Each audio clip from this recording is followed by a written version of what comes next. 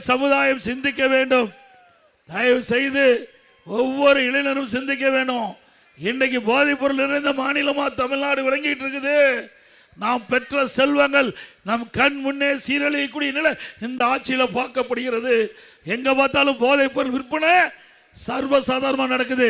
கிராமத்திலிருந்து நகரம் வர மூல முடக்க வீதி எல்லா இடத்துலையும் போதைப் பொருள் விற்குதுல்ல.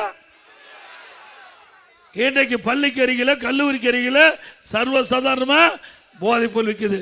நம்முடைய டீனேஜ் அந்த வயசுல ஒன்றும் தெரியாது. அப்படிப்பட்ட அந்த வயசுல இந்த போதைப் பொருள் கடுமையாகி இந்த ஆட்சியில சீரழியக்கூடிய நிலை ஏற்பட்டு விட்டது. இந்த ஆட்சி தொடர வேண்டுமா? பாருங்க, இந்த கஞ்சா அடிச்சிட்டாவே என்ன செய்யுதுன்னு தெரியறதில்ல. கொலை செய்யறான், கொள்ளையடிக்கிறான், பாலியல் வன்கொடுமை நடக்கிறான்.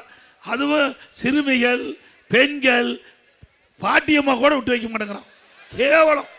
இனிமேல் பாட்டியம்மா தண்ணி விட்டுட்டு வர முடியாது. அந்த அளவுக்கு மோசமான ஆட்சி. இதெல்லாம் விளையாட்டுக்கு சொல்லலைங்க. பத்திரிகையில் ஊடகத்தில் வருகின்ற செய்தி பாதிக்கப்பட்டவர்கள் சிறுமிகள், பெண்கள், வயது முதிர்ந்த பெண்கள். இப்படிப்பட்ட ஆட்சி தொடர வேண்டுமா?